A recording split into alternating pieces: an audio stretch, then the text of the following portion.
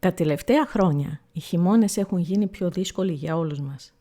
Όχι απαραίτητα επειδή κάνει περισσότερο κρύο, αλλά επειδή το κόστος θέρμανσης και ηλεκτρικού μας αναγκάζει να το σκεφτόμαστε 2 και 3 φορές πριν ανεβάσουμε το θερμοστάτη.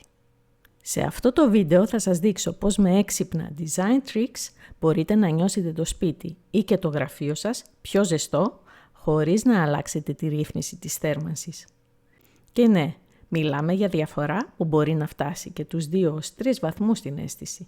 Δεν είναι και λίγο. Τι δεν θα πούμε. Δεν θα μιλήσουμε για μονώσεις, κουφώματα ή σφραγίσματα. Αυτά τα γνωρίζετε ήδη και τα βρίσκετε παντού. Αντίθετα, θα δούμε πως ο σωστός σχεδιασμός και η ψυχολογία του χώρου μπορούν να ξεγελάσουν τον εγκέφαλό μας ώστε να αισθανόμαστε περισσότερη ζεστασιά.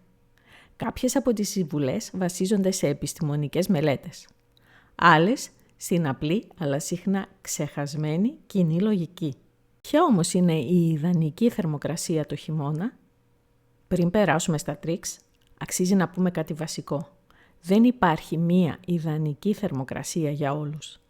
Η αίσθηση άνεσης εξαρτάται από το φύλο, την ηλικία, τον σωματότυπο, το πόσο κινούμαστε μέσα στο χώρο, αλλά και από τη σχετική υγρασία του χώρου.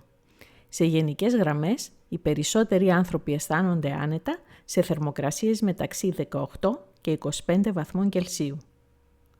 Οι γυναίκες λίγο πιο ψηλά από τους άντρες.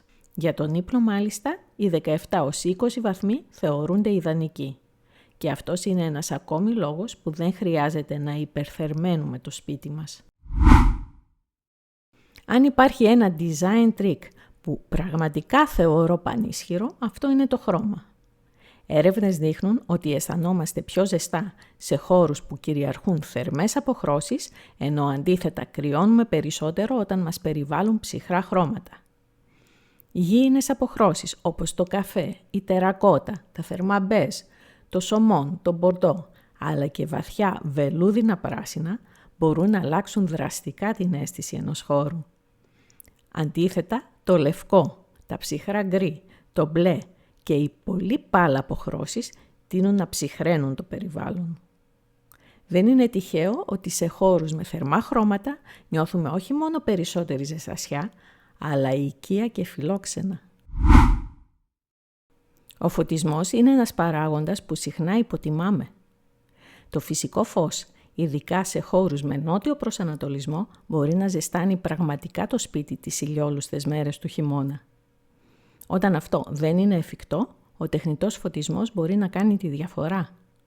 Θερμό φως, από 2.500 έως 3.500 Κέλβιν, δημιουργεί ένα πιο φιλόξενο και ζεστό περιβάλλον. Σε πείραμα διαπιστώθηκε ότι οι άνθρωποι νιώθουν την ανάγκη να φορέσουν περισσότερα ρούχα όταν ο φωτισμός είναι ψυχρός, ενώ με θερμό φωτισμό αισθάνονται άνετα πιο ελαφριά ντυμένοι.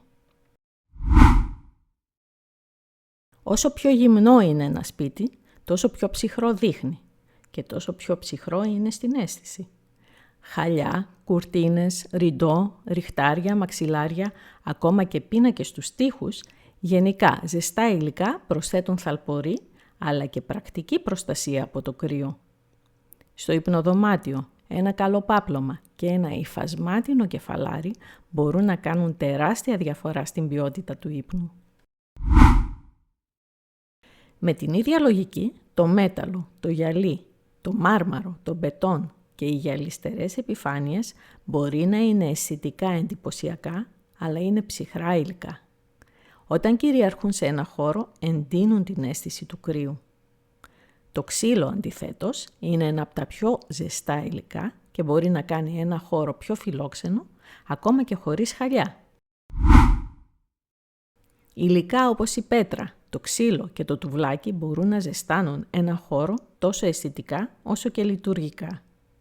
Το ίδιο ισχύει και για σωστά επιλεγμένες ταπετσαρίες ή πάνελς με θερμές υφές και αποχρώσεις. Προσοχή όμως, γυαλιστερά λευκά ή μεταλλιζέ υλικά έχουν το αντίθετο αποτέλεσμα.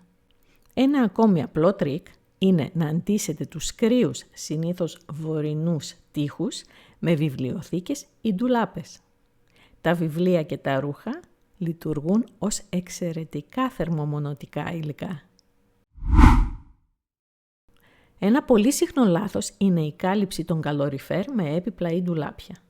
Όταν ο θερμός αέρας δεν μπορεί να κυκλοφορήσει σωστά, το σπίτι δεν ζεσταίνεται όσο θα μπορούσε. Και κάτι που ίσως δεν ξέρετε. Αν έχετε ανεμιστήρα οροφής, υπάρχει χειμερινή λειτουργία, με αντίστροφη φορά από την καλοκαιρινή. Βοηθά τον ζεστό αέρα να κατέβει προς τα κάτω. Και φυσικά η υγρασία παίζει τεράστιο ρόλο. Σε χώρους με υψηλή υγρασία, ένας αφιγραντήρας μπορεί να βελτιώσει αισθητά την αίσθηση ζεστασιάς. Οι μεγάλοι ψιλοτάβανοι χώροι μπορεί να εντυπωσιάζουν, αλλά το χειμώνα σπάνια είναι φιλόξενοι και δύσκολα θερμαίνονται. Μικρότερες, πιο προστατευμένες γωνιές μας κάνουν να νιώθουμε πιο άνετα και πιο ζεστά. Αν το σπίτι σας είναι πολλά τετραγωνικά, φροντίστε να δημιουργήσετε ζώνες ή δωμάτια που χρησιμοποιούνται περισσότερο τον χειμώνα. Γενικότερα, ο σωστός σχεδιασμός μπορεί να μας βοηθήσει να βελτιώσουμε σημαντικά την καθημερινότητά μας, όχι μόνο να ζεστάνουμε ή να δροσίσουμε το σπίτι μας. Αν θέλετε να μάθετε περισσότερα για το πώς ο χώρος επηρεάζει την ψυχολογία μας, μπορείτε να βρείτε σχετικά άρθρα στο Design for Happiness ή να απευθυνθείτε στο αρχιτεκτονικό γραφείο Design Mania. Και φυσικά να εγγραφείτε σε αυτό εδώ το κανάλι.